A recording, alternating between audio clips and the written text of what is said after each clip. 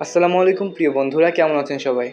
আজকে আপনাদের সাথে একটি মাছ ভুনার রেসিপি শেয়ার করব। মাছ ভুনার জন্য প্রথমে মাছগুলি লবণ, হলুদ, মরিচ মিশিয়ে সেগুলো ভালোভাবে এপিট ওপিট করে ভেজে নিব। বেশি ভাজবো না, কারণ নরম হয়ে গেলে সেগুলো ঝোলে দিলে পরে ভেঙে যেতে পারে। আমি এখানে 4 পিসের মতো নিয়েছি, আপনারা চাইলে আরও বেশি নিতে পারেন।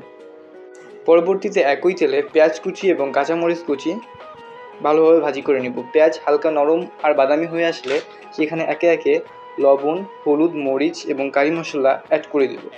সেগুলো ভালোভাবে কষাতে থাকবো। এরপর টমেটো কুচি দিয়ে দেব। পরবর্তী সেটা আবার ভালো করে কষাতে থাকবো। আমার এখানে মাছের তেল আর কলিজা ছিল, সেগুলোও দিয়ে দিব। এরপর গরম পানি অ্যাড করে মশলা আরও কিছুক্ষণ কষিয়ে নেব।